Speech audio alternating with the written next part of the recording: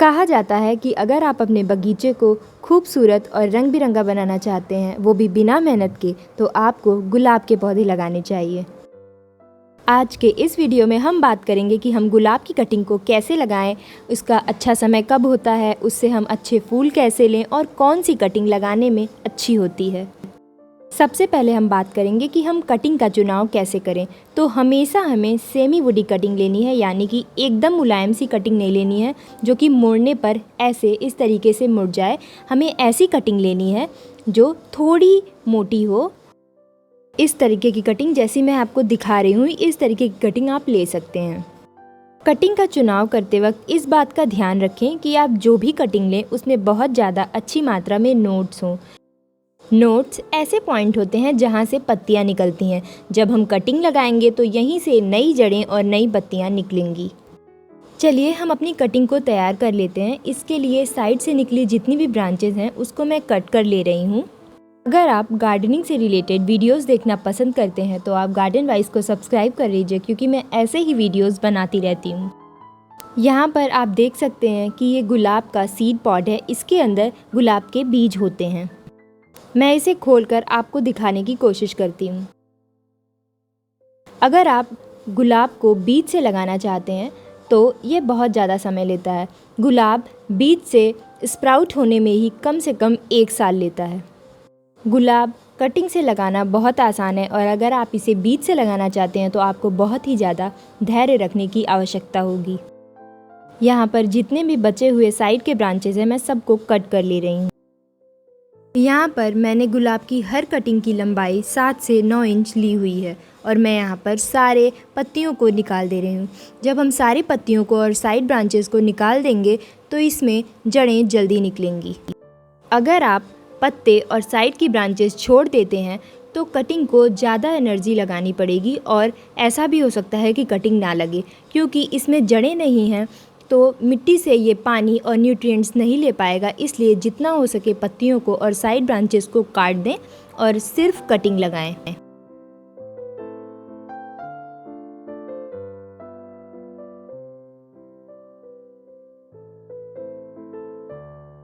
यहाँ पर मैंने सारी पत्तियाँ निकाल ली हैं और मैं यहाँ पे 6 कटिंग लगा रही हूँ। ये देखिए, जो ये पॉइंट्स हैं ये सारे नोट पॉइंट्स हैं, और यहीं से नई जड़ें और नई पत्तियाँ निकलेंगी। कटिंग लगाते वक्त हमेशा यह ध्यान रखें कि नोट की डायरेक्शन ऊपर की तरफ हो। ऐसी गलती बिल्कुल ना करें कि नोट के डायरेक्शन नीचे की तरफ हो, इससे कटिंग नहीं लगेगी। अब यहाँ पर हम अपनी हर कटिंग में 45 डिग्री का एंगल बनाएंगे। 45 डिग्री कट से ऐसा होता है कि जो सरफेस एरिया है वो बढ़ जाता है, क्योंकि यह वही हिस्सा है जिसे हम मिट्टी में लगाएंगे। अगर इसका सरफेस एरिया ज़्यादा होगा तो यहाँ से ज़्यादा जड़ें निकलेंगी। अगर आप ध्यान दें तो जो सर्कल होता है उसका सरफेस एरिया कम होता है, आप देख सकते हैं, और जिसमें मैंने 45 डिग्री एंगल से कटिंग की है, कट बनाया है, उसका सरफेस एरिया ज़्यादा है।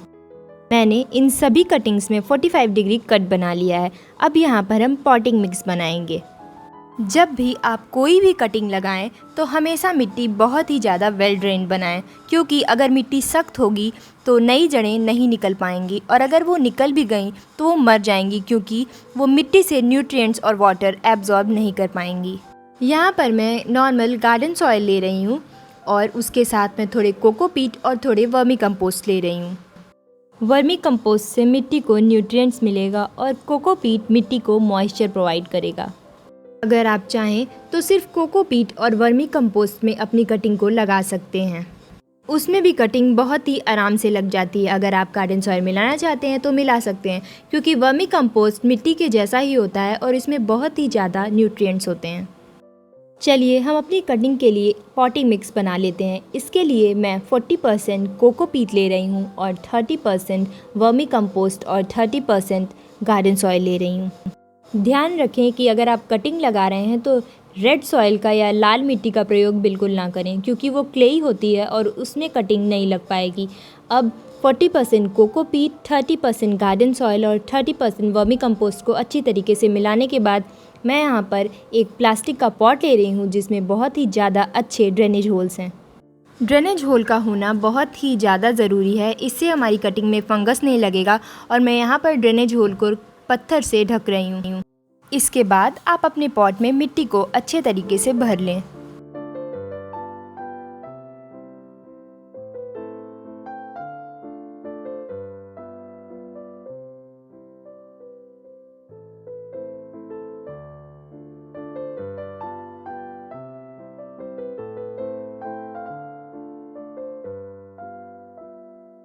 मिट्टी से सारे एयर को निकाल दें और पूरी रिम तक मिट्टी को बिल्कुल ना भरें। कटिंग लगाने से पहले मिट्टी को बहुत ही अच्छे से एक बार पानी दे दें। ऐसा पानी दें कि पानी ड्रेनेज होल से बाहर आ जाए।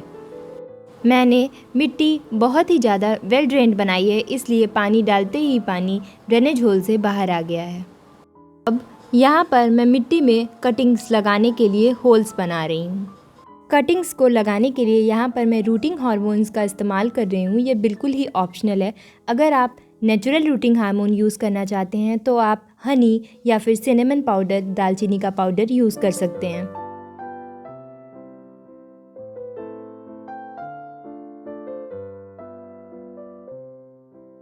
थोड़े से रूटिंग हार्मोन को कटिंग के एंड पर लगाकर और एक्सेस रूटिंग हार्मोन को निकालकर आप कटिंग को मिट्टी में लगा दें।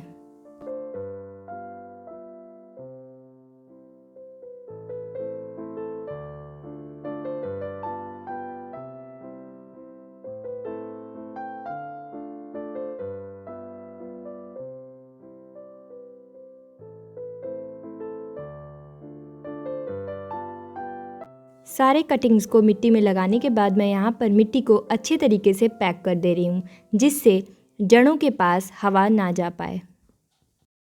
सारे कटिंग्स को लगाने के बाद मैंने पहले ही पानी दे दिया था, इसलिए मैं यहाँ पर पानी नहीं दूंगी। और यहाँ पर मैं ह्यूमिडिटी के लिए अपनी कटिंग्स को पॉलीथीन बैग से रैप करूँगी और पॉलीथीन बैग डायरेक्टली कटिंग को टच ना करे, इसलिए यहाँ पर मैंने एक स्टिक ऐड कर दिया है।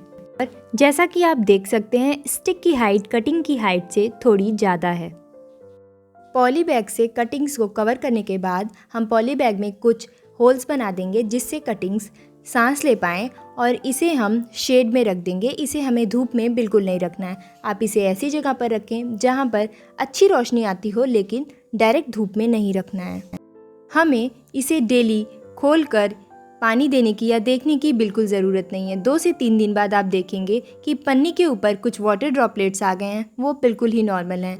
और 5 से 6 दिन के बाद आप इसमें थोड़े थोड़े ग्रोथ्स देखना शुरू कर देंगे।